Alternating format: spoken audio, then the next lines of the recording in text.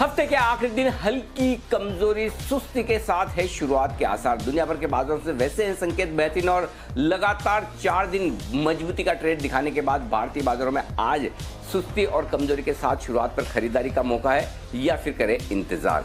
16 कंपनियां वायदा कारोबार की जो देंगी आज नतीजे। एक्शन पे एक दिन पूरा है और आइए करते हैं शुरुआत शेयर बाजार की। आप सबका स्वागत है। नमस्कार, मैं हूं अनिल सिंघवी।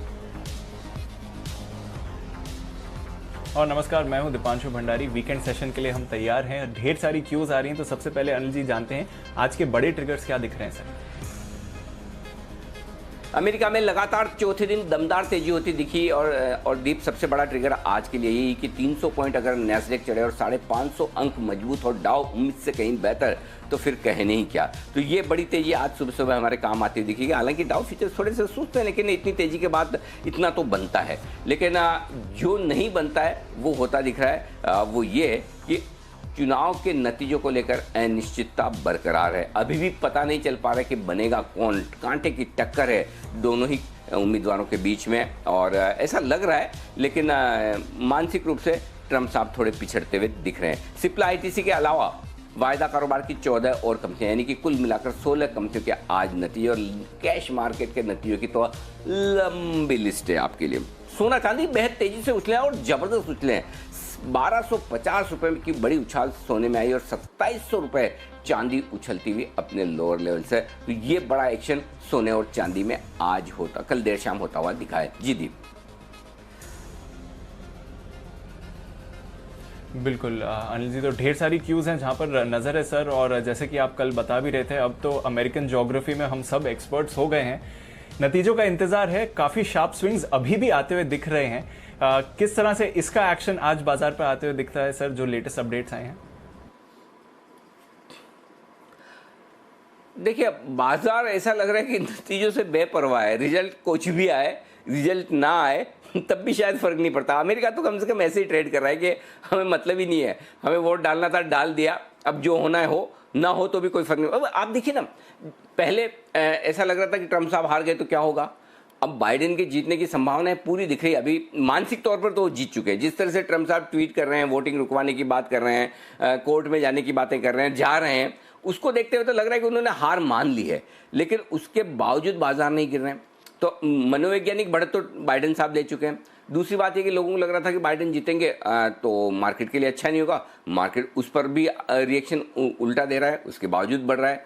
तीसरी बात जो थी कि सीनेट में शायद बाइडेन साहब की बढ़त ना बने, अब तो वो भी संकेत आ रहे हैं कि सीनेट में भी शायद वो बढ़त बना लें। तो एक तरफा उनकी नीतियां चलेगी और उनकी नीतियां मार्केट फ्रेंडली नहीं मानी जाती है, फिर भी मार्केट बढ़ रहे हैं। और चौथी एक और इम्पोर्टेंट चीज़ जो बग्गा साहब ने हमें सिखाई समझाई कि कुछ भी हो, आराम से प्रेसिडेंट बन जाए और नए प्रेसिडेंट को गद्दी मिल जाए, वो भी नहीं होता दिख रहा है, फिर भी बाजार बढ़ रहा है। और यही बाजार की खूबसूरती है। सब कुछ जो सोचा गया उसके विपरीत, मतलब स्क्रिप्ट कुछ लिखी थी, मूवी कुछ और बन रही है, लेकिन उसके बावजूद बाजार अपनी चाल रोकने के मूड में है नहीं। फेड की मीटिंग में भी देखिए, फेड ने साफ कहा है कि अभी मामला सीरियस है और लंबे समय तक 0 इंटरेस्ट रेट रखनी पड़ेगी। बस यही बाजार के सबसे काम की चीज़ है।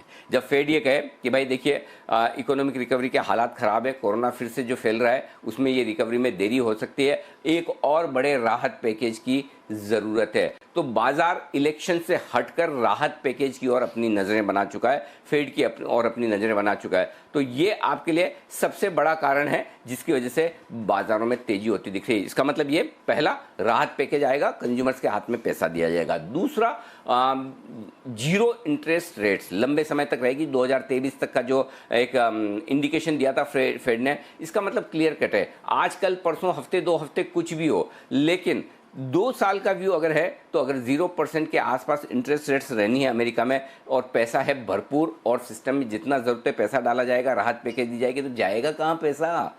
आएगा तो इक्विटी में। सबसे ज़्यादा रिस्की एसेट क्लास जो पैसा बना कर दे सकते हैं, डेट में आप कमा नहीं सकते, तो आपको दूसरे एसेट क्लास में जो पैसा डालना है, यही काम फिर से अमेरिकी बाजारों को जोश देता हुआ नजर आ रहा है। यही नीति जोश देती हुई नजर आ रही है। तो मुझे लगता है कि तेजी के पीछे बड़ा कारण इलेक्शन के अलावा जो है वो फेड के इस आउटलुक का है कि स्टिमुलस पैकेज चाहिए, प्रेसिडेंट कोई भी हो आपको देना ही पड़ेगा, नहीं देंगे तो काम नहीं चलेगा। और दूसरा, 0% इंटरेस्ट रेट, पैसा कहाँ बनाओगे? रिस्की एसेट क्लास में, जो इक्विटी में। और आप देखिए गोल्ड कैसा भागा है। Gold liquidity, complete liquidity driven rally gold में भी हो रही है और इक्विटी में भी। जी दीप। बिल्कुल, तो ये है आपके लिए आज का सेटअप जो ग्लोबल मार्केट्स का है, वहाँ पर तो विपरीत चाल ही चल रही है। पर सर, भारतीय बाजार पर भी जरा एक्शन के बारे में समझाएं, क्योंकि हम फरवरी के बाद के अब तक के हाईएस्ट लेवल्स पर बैठे हैं। 12,000 आराम से कॉन्कर करा और आराम से इसके ऊपर भी क्लोजिंग हुई। और जो एफआईज की दमदार खरीदारी आई है सर, 5,300 करोड़ की कल कैश मार्केट्स में, इससे क्या समझना चाहिए? नहीं, मुझे कोई सरप्राइज नहीं है कि एफआईएस की इतनी दमदार खरीदारी आई। आपको तो याद है कि इस हफ्ते की शुरुआत में ही जब से हमने कहा कि अगर 40% एफआईएस के नेट लॉन्ग है तो एफआईएस सबसे ज़्यादा शॉर्ट है इंडेक्स पर। भले वो कैश में खरीद रहे हो, लेकिन इंडेक्स में सबसे ज़्यादा शॉर्ट एफआईएस हैं। जो शॉर्ट है वही खरीदेगा। एफआई शॉर्ट है तो एफआईएस खरीदेंगे, ट्रेडर्स शॉर्ट है तो ट्रेडर खरीदेंगे। सिंपल सी बात है। 5,368 करोड़ की खरीदारी, इन डेटा को मैं यही विश्लेषण कर लेता हूँ, आगे ज़रूरत ना पड़े। देखिए दीप, दो चीज़ें। पहली चीज बहुत साफ है कि एफआईएस ने नेट लॉन्ग पोजीशन अपनी बढ़ाकर 48% से सीधा 65%, यानी 17% एफआईएस की नेट लॉन्ग कल बढ़ी है इंडेक्स में। ठीक है, इंडेक्स में नेट लॉन्ग पोजीशन बढ़ने के साथ निफ्टी फ्यूचर्स में उनके 9 लाख शेयर जुड़े हैं नेट ओपन इंटरेस्ट में। दूसरी बात, अब अगर आपको शॉर्ट कवरिंग करनी है तो आप क्या करेंगे? आप इंडेक्स खरीदेंगे। इंडेक्स खरीदेंगे तो अंडरलाइन साथ में जो शेयर है वो भी तेज दौड़ लगाता है। तो कल एफआई ने एक समझदारी वाला काम किया। उन्होंने क्या किया, इधर बास्केट बाइंग, कैश मार्केट में डिलीवरी वाली बास्केट बाइंग कि भाई ऑर्डर दे दो, पूरे निफ्टी के 50 स्टॉक बास्केट इस प्रोपोर्शन में, जिस प्रोपोर्शन में वो निफ्टी है, जितना जितना निफ्टी का वेटेज है उतना लेते जाएं। पहली वहां से, दूसरी रिलायंस से, और तीसरी इंडेक्स फ्यूचर्स में। तीनों मिलाकर जो जोश आया, 5,300 करोड़ की एक दिन की कैश की खरीदारी पिछली बार कभी हुई है याद नहीं आता। और दूसरी बात, एक और डीप इसमें खास बात क्या है, कोई बड़ी बल्क डील्स नहीं है। ऐसा नहीं बड़े ब्लॉक हुए हैं कि कोई बड़े स्टॉक में बड़े ब्लॉक हुए हैं। बेसिकली कंप्लीट इंडेक्स में खरीदारी जो हुई है वो कैश मार्केट में बास्केट बाइंग के तौर पर हुई है, और ये बहुत बड़ी चीज़ है। तो एफआईज ने मूड बदला है और अच्छी तेजी बनाई। अब आइए इंडेक्स, 3,440 करोड़ के इंडेक्स फ्यूचर्स खरीदे, यहाँ पे भी दमदार खरीदारी हुई। और इंडेक्स फ्यूचर्स में शॉर्ट कवर तो की है, लेकिन उससे कहीं ज़्यादा लॉन्ग पोजीशन बनाई, तेजी की पोजीशन बनाई। तो इंडेक्स में मूड बदल दिया, स्टॉक से दमदार खरीदारी। इससे बड़े आंकड़ों की आप उम्मीद नहीं कर सकते। और आमतौर पर जब कैश में इतनी बड़ी खरीदारी हो तो वायदा कारोबार में एफआईज है ना, स्टॉक फ्यूचर्स बेचते हैं, लेकिन वहां पर भी 568 करोड़ की खरीदारी आती हुई दिखी है। तो बेहद दमदार आंकड़े हैं एफआईज की तरफ से खरीदारी के। और घरेलू फंड ने, जैसा उनका काम है, जब एफआईज लेना है तो सप्लाई देना, जब एफआईज बेचने आए तो खरीद लेना। तो 2,200 करोड़ के आसपास की उनकी बिकवाली, जो कि ठीक है, कोई दिक्कत वाली बात नहीं। तो कल की तेजी और दो रीजन से, एक एफआईज की खरीदारी जो बाकी कारण थे, उसके साथ साथ एक्सपायरी का भी ट्रिगर था, वीकली एक्सपायरी थी, तो ऑप्शंस में वीकली एक्सपायरी की वजह से हुई है। और दूसरा ये कि आपके लिए ये कैश मार्केट में तगड़ी खरीदारी हो। अब इसमें एक ही नेगेटिव पॉइंट है दीप, जो पिछले 3 दिनों से हम पॉजिटिव कह रहे थे कि एफआईज 50% पे थे, तब भी हम कह रहे थे, कल 48% थे, तब भी हम कह रहे थे कि भाई अभी भी ये अंडरवेट है, लॉन्ग जितना करना चाहिए उतना करके नहीं बैठे, करना पड़ेगा। लेकिन अब 65% आने के बाद जरूरी नहीं कि एफआईज कूद कर ऊपर खरीदे। दोनों ही चीजें आप देखिए, बैलेंस रहना ठीक है, 75 प्लस बेचना है, 50-45 के नीचे खरीदना है। एफआईज की नेट लॉन्ग 45-50% के नीचे आने लगे, वो आपके लिए बॉटम बनने का संकेत देगा। 75% के आसपास इसके ऊपर जाने पड़े। अब 2-4% तो अपने को उस समय दिमाग लगाना पड़ेगा कि उस समय बाकी मूड माहौल कैसा है, वहां पर आपको समझ लीजिए कि एफआईज हाथ रोक लेंगे। तो ये दोनों ही रेंज के बीच में आप 65% है, तो यहाँ पर अब ऑलमोस्ट न्यूट्रल हो गए। अब एग्रेसिव खरीदारी नहीं होगी। मार्केट अच्छे मूड में होंगे तो खरीदेंगे, नहीं मूड में होंगे तो रुक जाएंगे, हाथ रोक लेंगे। ये चीज आप एफआईज के डेटा से निकाल लीजिए। तो एफआईज के डेटा बहुत ही बेहतरीन कल तो हो गया, अब आगे देखते हैं आज क्या होता है। काफी कुछ शॉर्ट्स कवर कर चुके हैं, अब वो बैलेंस हो गया। अब एग्रेसिवली नहीं खरीदेंगे, और एग्रेसिव बेचने वाले तो है नहीं जो ग्लोबल मार्केट से, उसको देखते हुए। जी दीप। बिल्कुल, तो अब इंटरेस्टिंग एक्शन होने वाला है जहां तक बाजार की चाल का सवाल है। चलिए सर, उसी चाल के बारे में फिर बताइए, ग्लोबल संकेत आज के क्या हैं? डेटा आपने जो बताया एफआईएस का, सब मिला के आज के संकेत क्या दिखा रहे हैं? ग्लोबल तो फर्स्ट क्लास पॉजिटिव है, एकदम चकाचक बढ़िया है, कोई दिक्कत नहीं है। एफआईएस के भी उससे और बढ़िया है। घरेलू फंड के नेगेटिव है, लेकिन कोई खास नहीं, जितनी सप्लाई दी है उन्होंने कमी दी है। वायदा कारोबार के संकेत कॉशियस हैं, जो मैं आगे विस्तार से बताऊंगा। सेंटिमेंट और ट्रेंड बिल्कुल पॉजिटिव है, थैंक गॉड। पूरे 11,640 तक के फॉल में और 11,535 तक के फॉल में, क्लोजिंग बेसिस पर 11,640, 642 और इंट्राडे में 535 का लो बनाया, लेकिन एक भी बार हमने ट्रेंड पॉजिटिव से न्यूट्रल भी नहीं किया, ये बड़ी चीज़ है। तो ये आपके लिए आज की निफ्टी की सपोर्ट रेंज 11,975, 12,025, ये मजबूत सपोर्ट के तौर पर काम करेगा। इस रेंज में ही डे ट्रेडर्स को खरीदना चाहिए, लेकिन अगर इलेक्शन के हिसाब से, वीकेंड सेशन के हिसाब से थोड़ी वॉलेटिलिटी आप सोचे तो 11,875, 11,925 ये आपकी वो रेंज है जहां पर आपको पक्के तौर पर खरीदारी करनी चाहिए। स्ट्रॉन्ग बाय जोन ये ऊपर 12,175, 12,225 दीप कहीं न कहीं है ना, 12,225 से 12,275 की रेंज में जाकर थोड़ा निफ्टी रुकना चाहिए। अब एग्जैक्टली कहाँ से रुकेगा वो देखने वाली बात है, लेकिन मैं आज छोटी रेंज आपको जो दे रहा हूँ ऊपर की वो 12,175, 12,250 है। ऊपर की रेंज में सिर्फ एक ही दे रहा हूँ, देखते हैं इसको पार होता है या नहीं। बैंक निफ्टी 25,800, 26,000 ये डे सपोर्ट जोन है। जो एग्रेसिव ट्रेडर हैं इस रेंज में खरीदारी के बारे में सोच सकते हैं, लेकिन उसके नीचे 25,550, 25,700 स्ट्रॉन्ग सपोर्ट जो है इस रेंज में आए बैंक निफ्टी तो फिर से पक्के तौर पर खरीदारी करनी चाहिए। ऊपर 26,475, 26,650 पहला रुकावट का लेवल है, पार करना थोड़ा सा मुश्किल हो सकता है क्योंकि शॉर्ट कवरिंग हो गई, अब शॉर्ट्स नहीं है, अब फ्रेश खरीदारी चाहिए। एक्सपायरी चली गई, एक्सपायरी तक आपको शॉर्ट कवरिंग का सहारा मिलता है, एक्सपायरी की बात किया फिर तो आपको फ्रेश खरीदारी चाहिए ही। तो 26,475, 26,650 ये आपके लिए रेंज हो गई ऊपर की।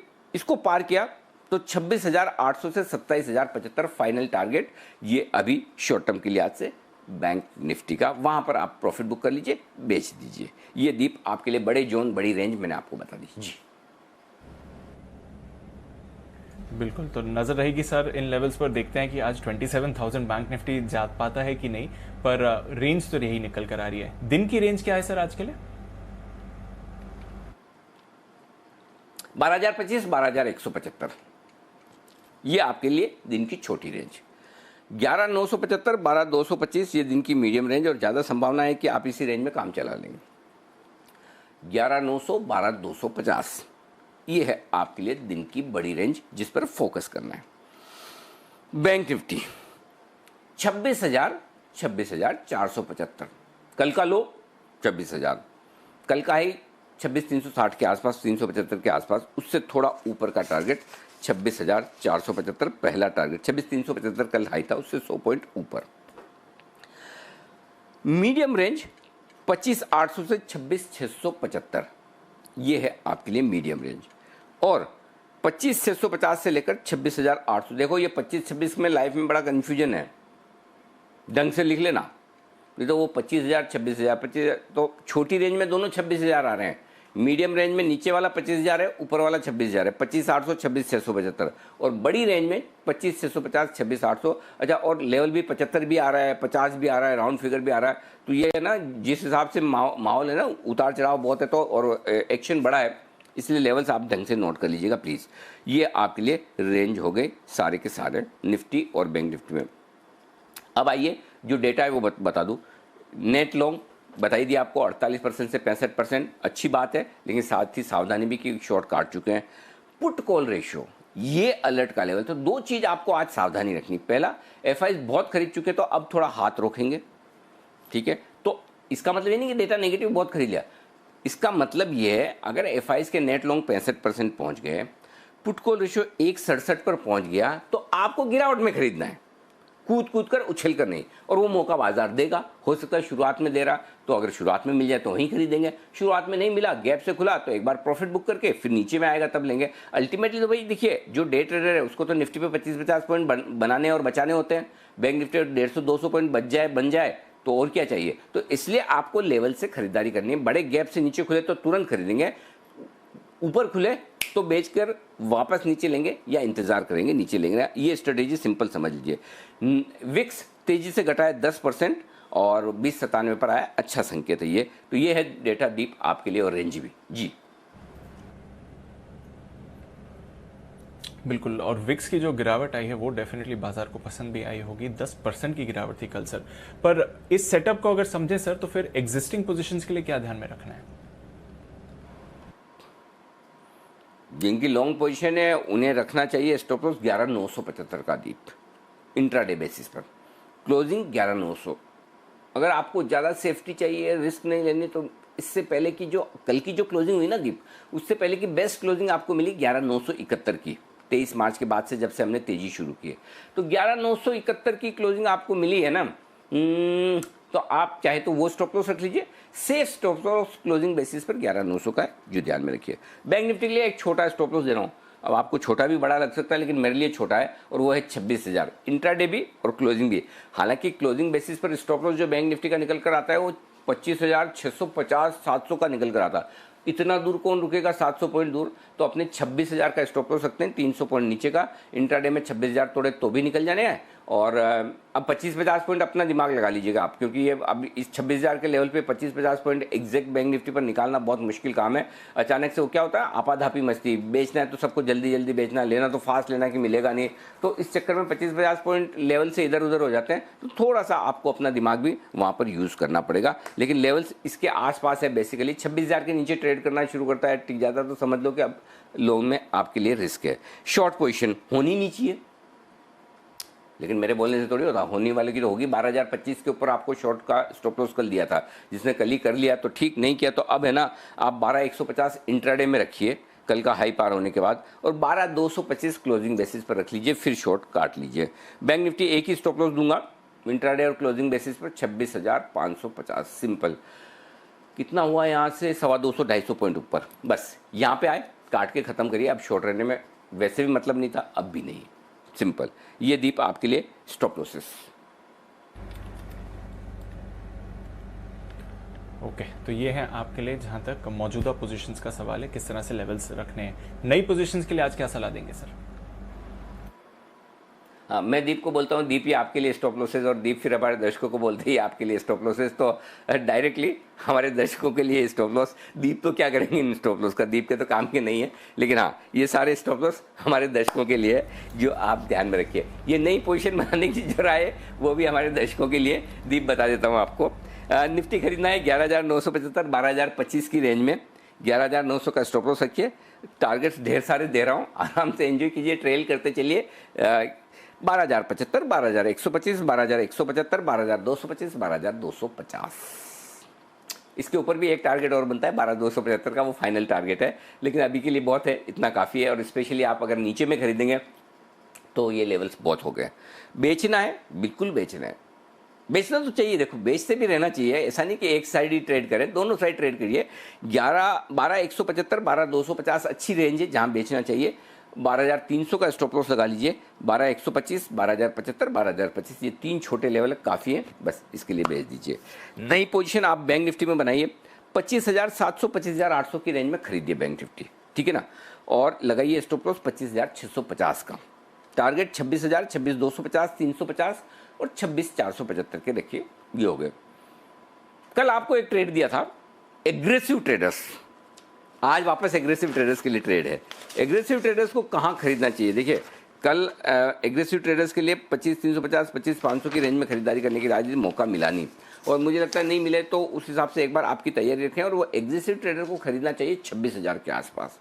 अब 50 पॉइंट 25,950 26,050 जो रखना चाहें आप, 50 ऊपर नीचे रख लें, 26,000 के आसपास आपको खरीदना चाहिए। स्टॉप लॉस होगा आपका 25,900 का, माफ़ कीजिएगा 26,900 का नहीं, ये स्टॉप लॉस होगा 25,900 का। 26,000 के आसपास करें, सॉरी स्टॉप लॉस होगा हाँ 25,950 बराबर है स्टॉप लॉस, ये 25,950 का स्टॉप लॉस है। 26,250 26,350 26,475 675 और 26,800 फाइनल टारगेट बैंक निफ्टी के लिए ऊपर का बनेगा अगर आप इस रेंज में खरीदारी करते हैं तो। अब आइए जिन लोगों को करनी है शॉर्ट पोजीशन बनानी है, आप 26,675 से 26,800 की रेंज में बेचिए अगर मौका मिलता है तो। 26,900 का स्टॉप लॉस लगाइए, 26,550 475 350 250, ये सारे टारगेट है जिनके लिए आपको करनी है बैंक निफ्टी में बिकवाली। तो मैंने एग्रेसिव ट्रेडर्स के लिए भी दे दिया और बाकी भी दे दिया, ये दीप आपके लिए बिकवाली की राय जी। बिल्कुल अनिल जी, इंटरेस्टिंग डे होना चाहिए आज ट्रेड के लिए, और फाइनली फ्रेश एंट्री हो गई इस बार इस सीरीज की। पहले स्टॉक है वायदा कारोबार के बैन में सेल स्टील अथॉरिटी, जिसके आज नतीजे भी आएंगे तो वहां पर भी नजर है। कल तो शानदार रैली थी। सर एफआईएस का डेटा तो आपने समझा दिया है, पर जो वायदा कारोबार का डेटा है उससे क्या अहम लेवल्स निकल कर आते हैं आज के लिए? दीप, अलग से कोई खास लेवल है नहीं। और आज देखिए वीकली सीरीज के पहले दिन तो आपको पता ही है डेटा होते ही नहीं। मैं बार बार यही कहता हूँ, शुक्रवार के दिन सबसे बड़ी समस्या डेटा नहीं होने की होती है, और बहुत ही छोटे डेटा है। 12,000 पर हाईएस्ट ओपन इंटरेस्ट है पुट में वीकली सीरीज का 18 लाख शेयरों का, वो सपोर्ट के तौर पर है। ऊपर तो कोई कॉल राइटर ही नहीं है भाई। 12,100 पे 11 लाख शेयर, 12,200 पे 9 लाख शेयर, क्या कॉल राइटर है ही नहीं, तो कुछ डेटा है ही नहीं। तो हमारे लिए वही है 12,000 12,200 वो रेंज वायदा कारोबार की निफ्टी के लिहाज से। बैंक निफ्टी में भी डेटा बहुत ही कम है दीप। 25,500 हाईएस्ट ओपन इंटरेस्ट से नीचे पुट में बैंक निफ्टी के वीकली एक्सपायरी में 6 लाख शेयरों का वो सपोर्ट है। ऊपर में कोई है ही नहीं। 26,500 पे कितना, 3 लाख, 27,000 पे 3 लाख, ये कोई डेटा ही नहीं है। तो डेटा कुछ अलग से है नहीं, इसलिए मैं यहाँ पर समय व्यर्थ किए बगैर आपको बोल देता हूँ कि जाने दीजिए, जो पहले दे दिया वही लेवल वही रेंज ध्यान में रखिए जी। चलिए बढ़िया है, तो नजर रखते हैं। आज इंटरेस्टिंग डे होना चाहिए, और इंटरेस्टिंग डे एक और स्टॉक की वजह से भी होगा। बिगुल बजाते हैं अनिल जी के लिए स्टॉक ऑफ द डे का।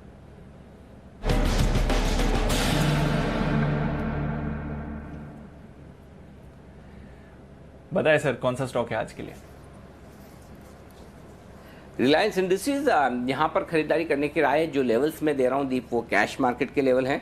1945 का स्टॉप लॉस लगाई, कल 1955 पर बंद हुआ है कैश में। 1980 1990 तक के टारगेट छोटे टारगेट है, उसके लिए पोजिशनल ट्रेडर हैं और इन्वेस्टर हैं तो बड़े भी रख सकते हैं। हमने आपको कहा ही था कि 1850 के नीचे बंद हो तो ही आपको चिंता करनी है। और कल आपने देखा भी होगा, मुकेश अंबानी साहब की पब्लिक अपीयरेंसेस भी आपने देखी होंगी। रिलायंस में एक और बढ़िया बात ये हुई कि 9,555 करोड़ का एक फ्रेश इन्वेस्टमेंट PIF की तरफ से आया है, वो भी एक अच्छा संकेत है। तो ये दो चीज़ें हैं जिनकी वजह से आपको रिलायंस में तेज़ी करनी चाहिए। मुझे लगता है कि काफ़ी कुछ जो र्यूमर्स हैं, अल्प विराम तो हमने लगा ही दिया था परसों जब हमने कहा कि डरिए घबराइए मत, इस तरह की र्यूमर्स बहुत चलती है। ट्विटर पे काफ़ी लोग हमें पूछ रहे थे कि सर क्या करें रिलायंस में।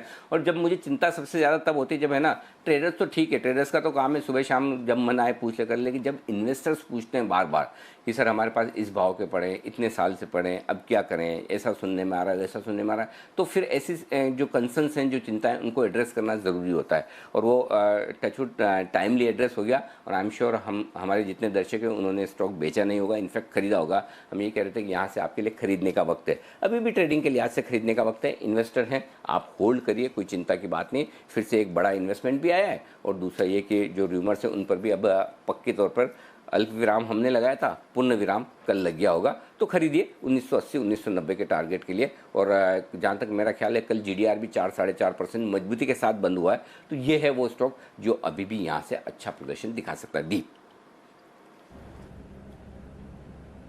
बिल्कुल, और अनिल जी ने तो इस हफ्ते पहले ही आपको बता दिया था कि देखिए अब यहां से स्टॉक और गिरना नहीं चाहिए, भरोसा रखिए, बाउंस बैक के लिए तैयार है, और स्पेशली इन्वेस्टर्स के लिए तो अच्छा टाइम वापस आ सकता है। और एग्जैक्टली स्टॉक की चाल वैसी ही रही। एक बार देख लेते हैं रिलायंस पर आपको क्या सलाह दी गई थी। अनऑफिशियली जिस तरह की जो खबरें चल रही हैं वो खबरें भी सारी गलत बताई जा रही हैं। तो जो रिलायंस के इन्वेस्टर्स इस बात को लेकर परेशान है कि क्या होगा आगे, के क्यों स्टॉक गिर रहा है, और जिन र्यूमर्स के दम पर कल गिरा था वो बेबुनियाद है, मतलब नहीं है। बिना मतलब लोग ज़रूरत से ज़्यादा परेशान हो रहे हैं। मेरा ये समझना है कि जो लोग रिलायंस लेकर बैठे हैं उन्हें बिल्कुल डरने घबराने की ज़रूरत नहीं है। आम इन्वेस्टर ट्रेडर होने के नाते अगर कोई खबर आएगी तो सबसे लास्ट में आपको पता चलेगी, जो कि अनऑफिशियली, स्पेशली ऑफिशियली होगी तब तो सबको पता चलेगा। और ऑफिशियली ऐसी कोई खबर है नहीं जिसकी वजह से लोग डरे हुए हैं, तो कोई डरने घबराने की ज़रूरत नहीं है। आप अपने रिलायंस की पोजीशन को बिल्कुल होल्ड करें, और हो सकता है आपको कहीं अच्छी खबर और सुनने को मिले और फिर आप पछताएं कि हमने 2200-2300 में नहीं बेचा और अब बेच रहे हैं, तो हम कहीं ऐसा ना हो कि नुकसान कर जाएं। तो मेरा बहुत साफ साफ मानना है, Reliance is complete clear cut hold. Aggressive investors के लिए यहाँ से धीमे धीमे खरीदने का मौका है। इसीलिए हम कह रहे थे कि 1850 1875 ये आपके लिए पैसा लगाने का मौका है। रिलायंस जैसे स्टॉक को आप 15% करेक्शन खरीद होने के बाद बेचते नहीं है, खरीदते हैं। और आप देखिए 100 रुपये मुश्किल से 1.5 दिन भी नहीं हुआ। हमने परसों शाम को 3 बजे 2:30 बजे ये बात की थी, कल का देख लीजिए अभी शो शुरू हुआ है। स्क्रीन आपको दिखा रही है किस लेवल पर अनिल जी ने आपको कहा था कि अब यहाँ से स्टॉक नहीं गिरना चाहिए, और देखिए वहाँ से ऑलरेडी एक अच्छी रैली आ गई है और आज भी स्टॉक ऑफ द डे में रिकमेंडेशन है रिलायंस इंडस्ट्रीज, नजर रखिए इस पर आइए नजर रखते हैं कुछ और स्टॉक्स पर भी। थोड़ी देर में नतीजों का विश्लेषण भी करेंगे वरिंदर बंसल के साथ। हमारी रिसर्च टीम भी फिलहाल तैयार है, कुशल, वरुण और साथ ही आशीष हमारे साथ है इस समय। गुड मॉर्निंग कुशल, बताइए आज के ट्रिगर्स और खबरों वाले स्टॉक्स कौन से हैं? Good morning Deepanshu. आज बहुत ही रिजल्ट हेवी डे है। आप देखिए 14 जो है एफ स्पेस की कंपनियां हैं और निफ्टी में 2 कंपनी सिप्ला और साथ ही आईटीसी अपने नंबर्स घोषित करेंगी। एफ स्पेस में सूची लंबी है, थोड़ा ज्यादा वक्त लगेगा, जिसमें MRF, BEL, Glenmark Pharma, BHEL, Bosch, Ashok Leyland, United Breweries, Tata Consumer Products, Manappuram Finance, Voltas, SAIL, Vedanta, Balkrishna Industries और आरईसी, ये सारी कंपनियां जो है अपने नंबर्स एफ&ओ स्पेस से घोषित करते हुए नजर आएंगी। इसके अलावा शिपिंग कॉर्पोरेशन ऑफ इंडिया पर नजर रखिए। नॉन कोर एसेट की बिक्री और डाइवेस्टमेंट पर आज बोर्ड बैठक होने वाली है, तो यहां पर किस आपका फाइनल रिजल्ट निकल कर आता है बोर्ड मीटिंग में, वो देखना होगा। असाई सॉन्गवन की भी बाईबैक पर आज बोर्ड बैठक है, तो यहां पर भी नजर रखनी है कि क्या बाईबैक प्राइस आता है। साथ ही चीन के साथ जो कोर कमांडर स्तर पर की 8वें दौर की चर्चा है वो आज संभव है, तो यहां पर भी नजर रखिए कि क्या अहम चीजें निकल कर आती हैं। और अंबुजा सीमेंट, यहां पर फोकस रखिए। 17 रुपए प्रति शेयर का अंतरिम डिविडेंड का इन्होंने ऐलान किया था, उसकी आज रिकॉर्ड डेट है।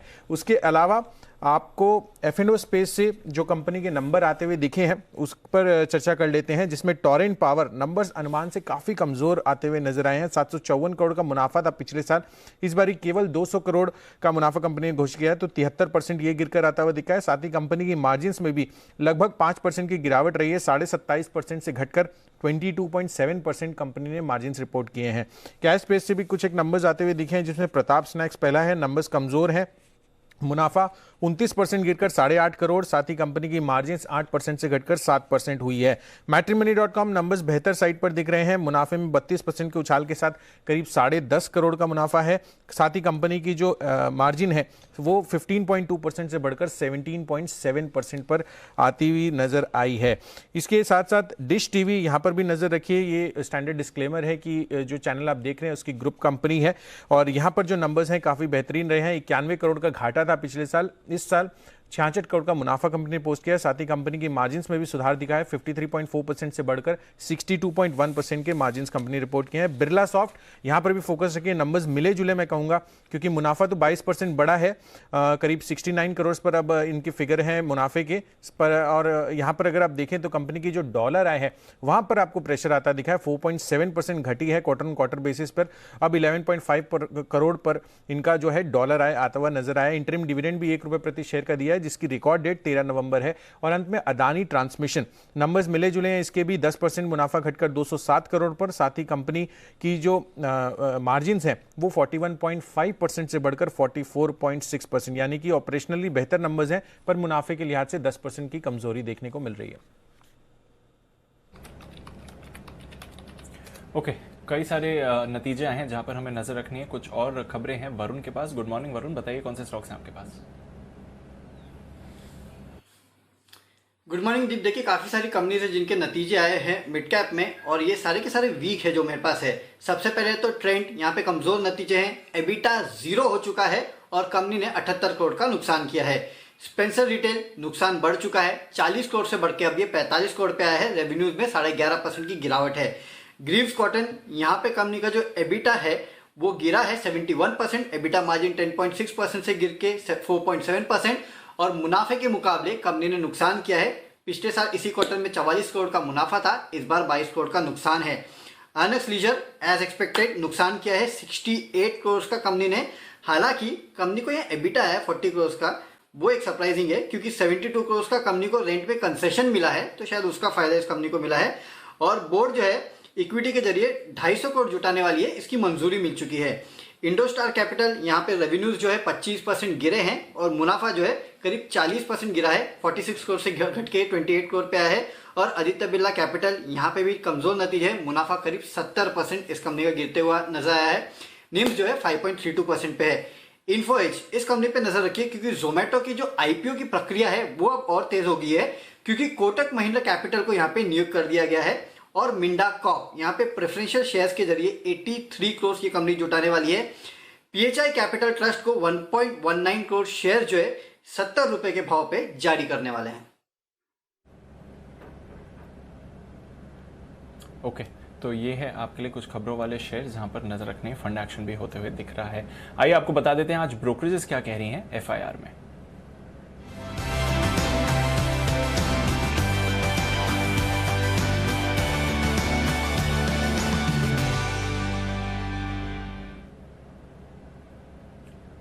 गुड मॉर्निंग आशीष, बताइए आज की ब्रोकरेज रिपोर्ट्स कौन कौन सी हैं? Good morning Deepanshu. सबसे पहले देखिए एसआरएफ दमदार नतीजों के बाद सिटी की रिपोर्ट आई है। खरीदारी किराए को बरकरार रखा है, लक्ष्य 5,195 से बढ़ाकर 6,417 रुपए कर दिया और इन्होंने ईपीएस के अनुमान में देखिए शानदार 36% की बढ़ोतरी की। अगले साल के लिए भी ईपीएस का अनुमान इन्होंने 24% से बढ़ाया है। ये कह रहे कि गाइडेंस भी काफी ज्यादा सपोर्टिव है जिसके चलते स्टॉक पर पॉजिटिव है। नेस्ले स्टॉक पर भी फोकस रखना होगा। सीएलएसए की रिपोर्ट है, आउट परफॉर्म की रेटिंग को बरकरार रखा है, लक्ष्य दिया है 17,670 का, 17,224 जो है कल की क्लोजिंग है। और ये कह रहे कि एनालिस्ट मीट के बाद मैनेजमेंट ने भरोसा दिखाया है कि डबल डिजिट वॉल्यूम रिकवरी देखने को मिलेगी जिसके चलते स्टॉक पर पॉजिटिव है। कॉन्कोर पर रिपोर्ट आई है, नोमिरा की नतीजों के बाद न्यूट्रल की रेटिंग को बरकरार रखा गया, लक्ष्य दिया 438 रुपए का, 406 कल की क्लोजिंग है। ये कह रहे कि आय अनुमान से 2% और एबिटा इनके अनुमान से 36% बेहतर रिपोर्ट किया गया है। गोदरेज कंज्यूमर, यहां पर भी ब्रोकरेज हाउस की रिपोर्ट्स आई हैं। एचएसबीसी होल्ड की रेटिंग को बरकरार रखे हुए हैं 705 रुपए के लक्ष्य के लिए। कह रहे कि 5% की जो घरेलू वॉल्यूम ग्रोथ इन्होंने दर्ज की है वो थोड़े अनुमान से कम है। और साथ ही साथ क्रेडिट स्विस देखिए इन्होंने आउट परफॉर्म की रेटिंग को बरकरार रखा है 830 रुपए के लक्ष्य के लिए। यूबीएस खरीदारी की राय दे रहे हैं, लक्ष्य 850 रुपए पर बरकरार रखा। ब्रोकरेज हाउस ने एक और चीज हाईलाइट करके कही है कि अंतर्राष्ट्रीय कारोबार में जो प्रदर्शन है खासतौर पर इंडोनेशिया में थोड़ा सा कमजोर देखने को मिला। 665 रुपए की क्लोजिंग है तो स्टॉक पर फोकस रखेंगे। डालमिया भारत, एक और अच्छे नतीजे, मॉर्गन स्टैनली की रिपोर्ट है लेकिन रिपोर्ट जो है सपोर्टिव नजर नहीं आ रही है। अंडरवेट की रेटिंग को बरकरार रखा गया 850 रुपए के लक्ष्य के लिए, लेकिन कमेंट्री जो है वो सपोर्टिव है। ये कह रहे कि वॉल्यूम चौंकाने वाली है, रियलाइजेशन अनुमान से हल्के से कम है लेकिन मुनाफे का जो आंकड़ा कंपनी ने दर्ज किया वो अनुमान से काफी ज्यादा बेहतर है।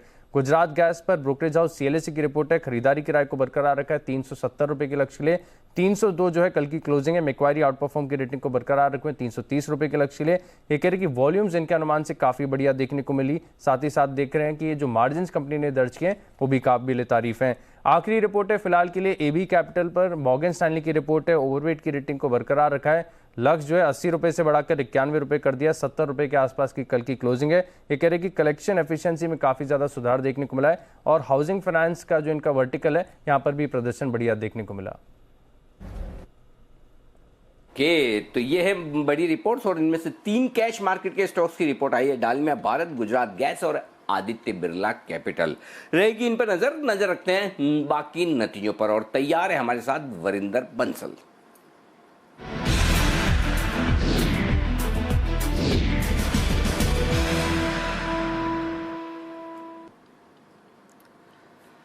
अच्छे और सस्ते वैल्यूएशंस और दमदार नतीजे, ये है वो डेडली कॉम्बिनेशन इन्वेस्टर्स के लिए जहां पर सबसे पहले सबसे ज्यादा फोकस होना चाहिए। इन दोनों को एक साथ मिलाकर अगर कोई बताता है तो वो है वरिंदर, जहां पर आपको बहुत क्लियर कट, साफ सुथरी, एकदम सटीक रिसर्च मिलती। तो शुरुआत वहीं से कर रहे हैं। वरिंदर, गुड मॉर्निंग, बताइए आज वो कौन से स्टॉक्स हैं जो इस लिस्ट में शामिल होते हैं? Very good morning sir. आपको याद होगा कल हमने एसआरएफ बोला था, बिकॉज मैंने आपको कंपैरिजन भी दिया था एसआरएफ और टेक्निकल टेक्सटाइल कंपनीज के अंदर। सर मुझे किसी तरफ से नहीं लग रहा कि हम लोग कोरोना वायरस देख के आए हैं लास्ट क्वार्टर में। ऐसा कुछ हुआ है। सीमेंट के जैसे नंबर्स आ रहे हैं, स्टील कंपनीज के जैसे नंबर आ रहे हैं। लोग बोलते थे लेबर नहीं है, इश्यूज है, ये है वो है। आई हैव नो क्लू कि इतना डिमांड कहां से आ रहा है, इतना खपत जो बोलते हैं ना स्टील की, सीमेंट की कहां लग रही है। So steel, cement continues to be, the best sectors in terms of जो numbers report किए हम लोगों ने। So आज के टाइम में, आज के दिन sir, Dalmia Bharat for me clearly stood out, in terms of numbers। अब आप नंबर्स देखिए सर, इनका एबिटा 700 करोड़ आया, एक्सपेक्टेड था कि ये 600 या 625 करोड़ के बीच कहीं करेगा। और इस कंपनी का कंसिस्टेंटली नंबर्स अच्छा आ रहा है सर। ये नहीं है कि सिर्फ इस क्वार्टर अच्छा आया, लास्ट क्वार्टर बहुत अच्छा था। ये highest ever quarterly EBITDA company का। एबिटा पर टन जो 1040 होता था वो बढ़ के 1450 हो गया है। मैं आपको सिंपल स्टैटिस्टिक्स देता हूं सर। आज की डेट में इसका जो मार्केट कैप है 16,000 करोड़ है, 4,000 करोड़ का डेट है। डेट रिडक्शन भी हुआ है इस कंपनी का, तो 20,000 करोड़ ईवी पे ये ट्रेड करता है। बहुत सारे एनालिस्ट मानते हैं कि कंपनी 3,500 करोड़ एबिटा कर सकता है आगे जाके। तो ये आज की टाइम पे भी 6 टाइम ईवी एबिटा पे ट्रेड करता है, जो कि बहुत सस्ता है कंपेयर टू कंपनीज जिनकी इतनी ही कैपेसिटी है जितनी इस कंपनी की कैपेसिटी है। और दूसरा आई थिंक सर जो बहुत बड़ा न्यूज है वो है कि इसमें इश्यूज रहे हैं सर हमेशा कंपनी में कि ये गवर्नेंस क्या है, सीएफओ पहले चले गए थे। इस बार इन्होंने क्या किया कि अभी जो एक्स इन्फोसिस के जो ऑफिशियल है राजीव बंसल जी, उनको सीनियर एग्जीक्यूटिव एडिटर डायरेक्टर लेकर आए हैं इस कंपनी का। I think that should Sood nerves for lot of people. 10:30 बजे कॉन्फ्रेंस कॉल है, तो और डिटेल्स उसमें मालूम चलेगी। दूसरा कॉन्कर सर, हम हमेशा वेट करते रहते हैं कि कब डेवलपमेंट होगा, डेवलपमेंट होगा, डेवलपमेंट होगा। तो आप नंबर्स किसी भी तरीके से देख लीजिए, नंबर्स बहुत अच्छे थे सर।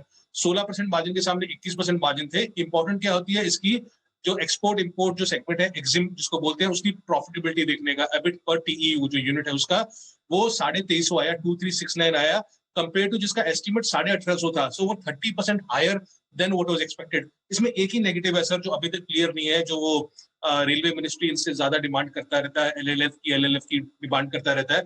आज एक बहुत अच्छा नोट आया था जेफरीज का सर, उन्होंने बोला कि कंपनी ये भी सोच रही है कि वो ओखला का जो यूनिट है वो दे देगी। इसका मतलब है अगर वो दे दिया तो उनको 780 करोड़ का जो डिमांड आया है वो नहीं उनके ऊपर आएगा। सो ये जो इशू है अभी भी चल रहा है सर।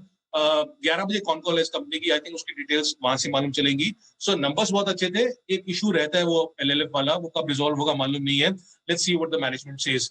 सीमेंट कंपनी में सर एक और कंपनी जो बहुत अच्छे नंबर्स दिए थे वो बिरला कॉर्पोरेशन है। छोटा कंपनी है compare to Dalmia Bharat, 1/3 size of the company, but 12 time पे ट्रेड करता है सर। एबिटा पर टन 1175 आया, which is the highest ever EBITDA per ton. ये अपना कैपेसिटी इंक्रीज कर रहे हैं 25% ओवर द नेक्स्ट 12 मंथ्स। अगर आप इसका वैल्यूएशन देखो तो अभी भी 60 यूएसडी पर टन पे ट्रेड करता है, जिसका मतलब है 30% डिस्काउंट टू रिप्लेसमेंट कॉस्ट पे ट्रेड करता है, तो महंगा स्टॉक नहीं है। सो आज के दिन से अगर आप पूछो मुझसे तो cement should be in focus, this mid size cement company should be in focus. अगला नंबर सर, अगर आप बोलो तो मैं कंटिन्यू, अगर आपको कोई क्वेश्चन है तो प्लीज कहीं भी मुझे रोक लीजिए। ऐसे कैसे बोलूं, मेरा बीच में एक सवाल आ गया, बहुत जोर से आया है, मैं पूछ लेता हूं आपको वो सवाल। ये आप बता रहे हैं डालमिया भारत में वो इन्फोसिस के पहले वाले सीएफओ जो बंसल साहब हैं वो वहां पहुंच गए, वहां सीएफओ बन गए? नहीं सर, वहां पे वो ये मिंट का रिपोर्ट आया था सर कल कि वो सीनियर एग्जीक्यूटिव डायरेक्टर है, पूरे ग्रुप के बने हैं। सो वो स्ट्रेटेजी प्लानिंग में, एक्सपेंशन में, उन सब चीजों में हेल्प करेंगे। तो जैसे मैंने बोला 10:30 बजे कॉन कॉल है, उसमें और चीजें पता चलेगी। बट अगर ये हो गया तो sir they are strengthening their team. जो लोग सोच रहे थे कि यार उनकी टीम अच्छी नहीं है, इश्यूज हैं, ये है वो है, आई थिंक वो उन इन्वेस्टर्स के लिए अच्छा है। तो सुबह सुबह हमने वो ज्यादा रिपोर्ट्स नहीं देखी है सर डालमिया पे। नहीं, मेरा सवाल अलग है। नहीं, मेरा सवाल अलग है वरिंदर, मेरा सवाल अलग है कि ये मतलब फाइनेंशियल मार्केट में इसमें बड़ा आदमी बनने के लिए सरनेम बंसल होना जरूरी है? राजीव बंसल, राकेश बंसल हमारे, आप वरिंदर बंसल, तो मतलब जो बंसल है सब बड़ी जबरदस्त ग्रोथ कर रहे हैं भाई, ये क्या हो रहा है?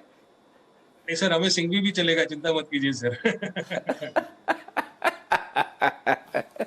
ओके, ये बताइए अब बाकी के रिजल्ट्स जो आपकी लिस्ट में है, या रिजल्ट्स अच्छे आए लेकिन थोड़े से महंगे हैं वैल्यूएशन, वो बताइए। सर अभी भी लिस्ट चल रहा है वो कि कंपनी रिजल्ट्स अच्छे हैं और रीजनेबल वैल्यूएशन है। उसमें गुजरात गैस आएगा सर। भाई गुजरात गैस ऐसा कंपनी है सर जो धीरे धीरे अच्छा काम करता रहता है, और ऑनेस्टली अभी भी 17-18 टाइम पे ट्रेड करता है, तो एक्सपेंसिव स्टॉक नहीं है। इस बार sir all time high margin आए थे। ऑफकोर्स जो उनका ऑपेक्स था वो 5 साल लो था। तो अगर आप उसके नंबर्स देखें सर कि सेल्स फ्लैट थी, बट वॉल्यूम जो उसका 4%, एस्टिमेट से 4% ज्यादा अच्छा था। ग्रॉस मार्जिन इनका जो 10.2 SCM ये जो यूनिट बोलते हैं उसमें आया, कंपेयर टू 6.5, सो बहुत बढ़ोतरी हुई वहां पे। आपको पैट बहुत ज्यादा दिखेगा कंपेयर टू एस्टिमेट, बिकॉज उसमें डेफर्ड टैक्स लायबिलिटी का कंपोनेंट है। But as I said sir, सिर्फ 17-18 टाइम पे ट्रेड करता है, तो एक्सपेंसिव स्टॉक नहीं है सर। चंबल फर्टिलाइजर्स ये धीरे धीरे अच्छा काम करता रहता है। 12% सेल्स ऊपर थी, एबिटा 33% ऊपर था सर। 5 टाइम पे ट्रेड करता है ये स्टॉक, 5 टाइम पे 15% ROC है। So, it's a very cheap stock, and they continue to do good work, in the fertilizer space, unlike other companies. Godavari power, I think आपने डिस्कस कर दिया सर, जो मैं ज्यादा नहीं बोलूंगा, but numbers were very good for Godavari power. और छोटी कंपनीज में सर ये ई-क्लर्क सर्विसेज के नंबर्स अच्छे आए थे, क्योंकि उनके एबिटा 25%, पैट 18% क्वार्टर ऊपर था। 24% मार्जिन से सर 28% मार्जिन हो गया इस कंपनी के। क्यों इसमें लिया हमने कि अभी भी ये 11 टाइम पे ट्रेड करता है। ओके, तो ये है अभी भी आपके लिए बढ़िया रिजल्ट्स हैं, जहां पर वैल्यूशन थोड़े से ठीक है, लेकिन अच्छे रिजल्ट्स और थोड़े महंगे वैल्यूशंस और कमजोर रिजल्ट्स इस लिस्ट में कौन से हैं? सर मैं चलो अच्छे रिजल्ट्स थे पर एक्सपेंसिव वैल्यूएशन थी। जैसे मैंने बोला सर, कुछ कंपनीज का तोड़ नहीं होता, उसमें पिडिलाइट, एशियन पेंट्स आप लगा लो, तो अभी बर्जर पेंट्स के नंबर आए, तो बर्जर पेंट्स का नंबर अगेन आपके एबिटा 33% ऊपर था, प्रॉफिट 13% ऊपर था, बीटिंग एस्टिमेट्स पे at least 15-20%, so numbers are very very strong. But sir ये 100 टाइम के ऊपर टीटीएम पे ट्रेड करता है। Price to book sir, price to book 23 times है, प्राइस अर्निंग की बात नहीं कर रहा हूँ, प्राइस टू बुक की बात कर रहा हूँ। सो मेरे हिसाब से सर ये बहुत एक्सपेंसिव है, तोड़ नहीं है इन कंपनीज का, but what ever is it, expensive stock. And the last one sir जो मैं बोलूंगा सर, उसमें कुछ कंपनीज है जिनके नंबर्स वीक आए हैं सर, और वैल्यूएशन एक्सपेंसिव है। सर विनती के नंबर्स कुछ अच्छे नहीं आए थे। Vinati is one company which everyone looks forward for it, और विनती लास्ट 1-2 क्वार्टर से they are not doing as they used to do, right. अब सेल्स 12% नीचे थी, एबिटा 20% नीचे था सर, और प्रॉफिट 43% नीचे था। 40 टाइम पे ट्रेड करता है स्टॉक, भागा हुआ स्टॉक है, but numbers were not good sir this time. Weak results, expensive valuation, और एक नंबर सर जो मैं आपको एमएनसी में बताता हूँ, और अगेन आप ताजुब रह जाएंगे, AstraZeneca pharma, again people love this company, sales flat था, एबिटा 7% ऊपर था, सो नथिंग लाइक जो हमारे डोमेस्टिक फार्मा या एपीआई कंपनी से रिपोर्ट किए नंबर्स। सर ये stock 150 time 150 times trailing PE पे ट्रेड करता है, और 30 टाइम्स प्राइस टू बुक पे ट्रेड करता है, 30 times price to book, price earning नहीं।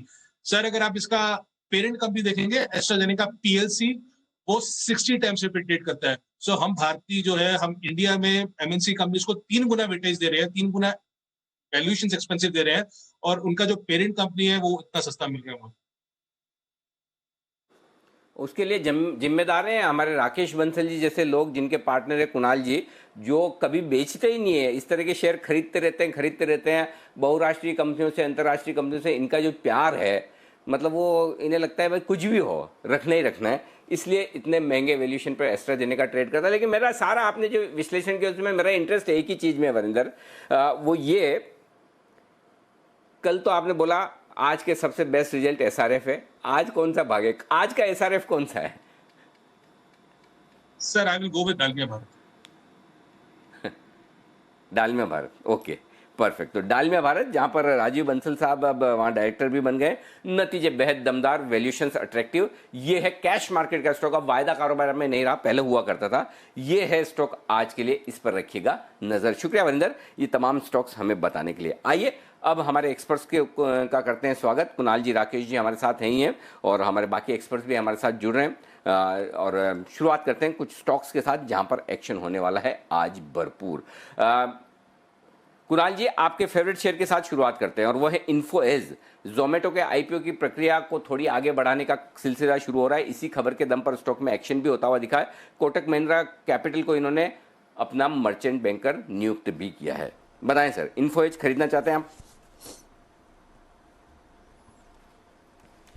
अनिल जी देखिए, चार्ट तो बहुत दमदार है। सबसे पहले अनिल जी आपको गुड मॉर्निंग, और दीपांशु को भी गुड मॉर्निंग। अनिल जी देखिए, चार्ट बहुत दमदार है, इसमें कोई दो राय नहीं है, कई बार हम इसकी चर्चा कर चुके हैं। लेकिन एक रेजिस्टेंस है स्टॉक के लिए जो कि 3700 रुपए के आसपास है, अभी का भाव जो है 3625 का है। तो एक बार 3700 के ऊपर एक ब्रेकआउट आ जाए तो फिर इसमें एक नई तेजी बनते हुए दिखेगी। ये स्टॉक लाइफ टाइम हाई के करीब चल रहा है और बाजार को बड़े मार्जिन से आउट परफॉर्म कर रहा है, तो ब्रेकआउट आने पर डेफिनेटली बाय करना चाहिए। ओके, एक और स्टॉक है और वो है गुजरात गैस। वागले साहब, चार्ट्स आप देखिए और बताइए। कैश मार्केट का चार्ट्स है और आप आमतौर पर देखते नहीं, लेकिन ये आप ही को देखना पड़ेगा, क्योंकि मुझे अच्छे से याद है आप कभी है ना कैश मार्केट के स्टॉक्स की तरफ नजर नहीं डालते थे। जब हमने 10 की कमाई की शुरुआत की इस शो की, तब आपने शुरुआत में गुजरात गैस बोला था कि ये मैं इन्वेस्टमेंट के लिए रिकमेंड करता हूँ और लॉन्ग टर्म के लिए, और ये स्टॉक 2 से 3 गुना होने की ताकत रखता है। मुझे बहुत अच्छे से याद है, ये कोविड के पहले की बात है। और अब देखिए गुजरात गैस के क्या दमदार रिजल्ट्स आते दिख रहे हैं एक के बाद एक। तो आपका इन्वेस्टमेंट ग्रेड वाला स्टॉक अभी भी इन्वेस्टमेंट के लायक है? 301 not out. Anil ji good morning, Deepanshu good morning. मुझे याद है ये 160-180 लेवल्स पे जब आप जिक्र कर रहे हैं तभी वो भाव था, तभी मैंने ये कहा था मेरा पहला टारगेट तो 300-320 का आ गया है। और अभी मुझे मेरा मानना है कि ये 500-550 के ऊपर मतलब वहां तक जा सकता है, लेकिन ऑब्वियसली ये लॉन्ग टर्म होल्ड है। 1 से 1.5 साल के व्यू से अगर आप लेते हो तो यहाँ पर भी एंट्री कर सकते हो। या करेक्शन आता भी है तो मुझे नहीं लगता ये 270-260 के नीचे जाएगा। तो ये बाय एंड होल्ड वाला स्टॉक है। यहाँ पे भी मुझे कम से कम मतलब एक 1.5 500 550 तक 1 से 1.5 साल या 2 साल के व्यू से लिया जा सकता है। 550 का टारगेट रखें गुजरात गैस में साल 2 साल के लिए। ये है वागले साहब की राय। Sachin ji good morning. Torrent power आपके लिए स्टॉक है। आप सोचेंगे सबसे तो बढ़िया बढ़िया वाला खरीदारी वाला स्टॉक पूछ रहे हैं, मुझसे शॉर्ट वाला क्यों?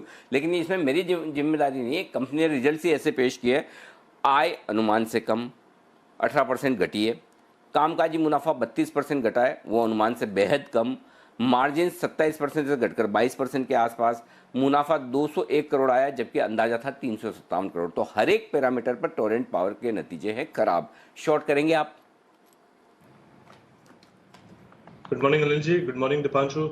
अनिल जी, यहाँ पर अगर हम ट्रेंड के लिहाज से देखें तो अच्छी तरह उसने एक higher top higher bottom structure रखा हुआ है। पिछले 5 दिनों का अगर डेटा देखें तो काफी अच्छी तरह लॉन्च सस्टेन हुए हैं। आई थिंक आज के लिए काफी इंपॉर्टेंट लेवल होगा अराउंड 309 के आसपास का। अगर ये particular level early part of the day में ही ब्रेक हो जाता है तो नीचे मुझे लग रहा है वापस एक बार 295 296 के आसपास जो स्विंग बेस बना था, आई थिंक वो पर्टिकुलर बेस रिविजिट होना चाहिए।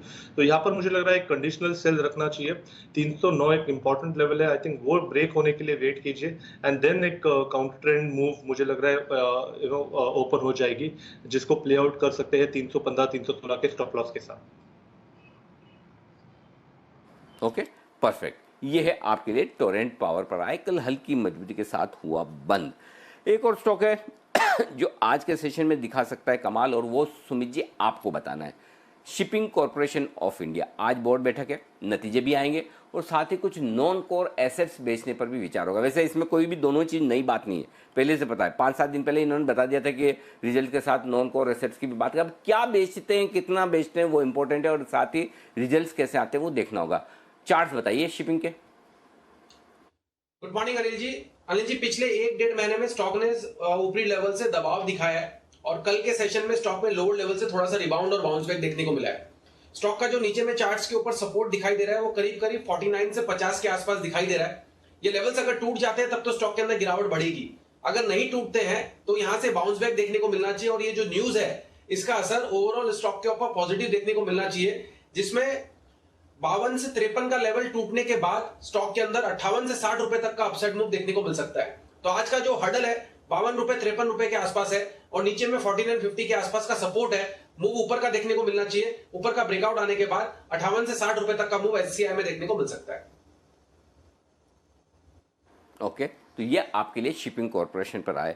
सिद्धार्थ जी गुड मॉर्निंग, आपका भी स्वागत है। लेकिन आपके लिए सवाल अच्छा नहीं है क्योंकि विनती ऑर्गेनिक्स आपके फेवरेट स्टॉक के रिजल्ट आए हैं, लेकिन रिजल्ट थोड़े हमें कमजोर नजर आ रहे हैं।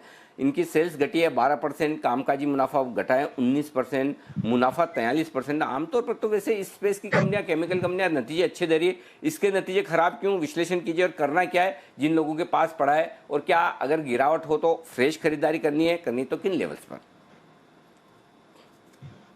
Good morning Anil ji, good morning Deepanshu. बिल्कुल विनाती ऑर्गेनिक्स का जो रिजल्ट है थोड़ा सा मंदा आया है बिकॉज ऑफ कहीं ना कहीं सेल्स मिस हुआ है। मार्जिन में भी कहीं ना कहीं कमजोरी देखने मिली है क्योंकि मार्जिन अगर देखा जाए एबिटा मार्जिन वो 38% के आसपास आया है, तो यहाँ पे मुझे कमजोरी दिख रही है। हालांकि ये वन ऑफ क्वार्टर मुझे लग रहा है, मुझे लगता है कि ये कंपनी फिर से बाउंस बैक कर सकती है नतीजों के लिहाज से आने वाले क्वार्टर में। और जिस हिसाब से इनके केपेक्स है, करीबन 1500 करोड़ का केपेक्स है ये साल में, दैट इज FY21 में, मुझे लगता है कि यहां से बहुत अच्छा ग्रोथ और रेवेन्यू आ सकता है कंपनी का। 1350 जो हमारा पुराना टारगेट था वही बरकरार है। मुझे लगता है कि हर गिरावट पे अगर आज भी अगर स्टॉक में रिएक्शन आता है तो विनती ऑर्गेनिक्स को मिस नहीं करना है। ये नहीं भूलना है कि ये कंपनी शुरुआत की थी स्पेशलिटी केमिकल के छोटे प्रोडक्ट से, जो भी वर्ल्ड लीडर बन चुका है वो सब प्रोडक्ट्स में। तो बिल्कुल विनती ऑर्गेनिक्स पे पॉजिटिव है हम 1350 के टारगेट के लिए। ओके तेज दौड़ लगाता हुआ सिप्ला आज के सेशन में, वागले साहब नतीजों से पहले खरीदारी करें या छोड़ दें?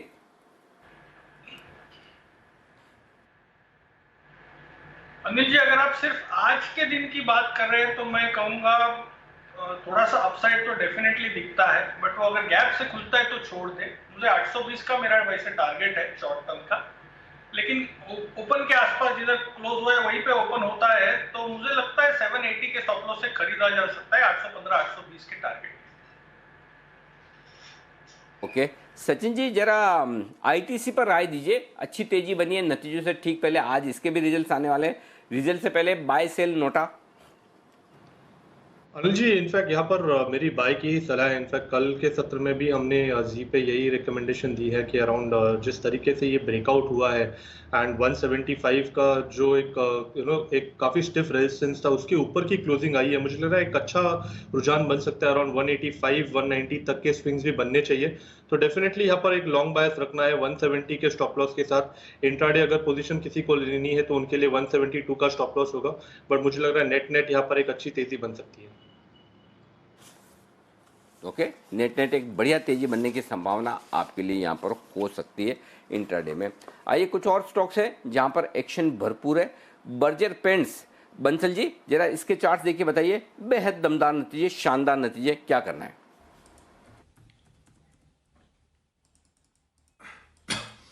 अनिल जी बढ़िया टेक्निकल रुझान है, अनचार्टेड टेरिटरी में गया है, तो अनिल जी खरीदारी की राय है। जिन्होंने ले रखा है होल्ड करें, और मार्केट की वॉलेटिलिटी में अगर ये स्टॉक 640 640 से लेकर 642 43 के अराउंड मिलता है तो बेहतरीन स्तर है, बाय एंड होल्ड करना चाहिए। और नीचे में जो स्टॉप लॉस है 629 के नीचे का लगाना चाहिए। खुले नीले आकाश में आया है, अनचार्टेड टेरिटरी में है, बड़ी उड़ान भरने का दमखम रखता है, तो खरीदारी की राय है बर्जर पेंट पर।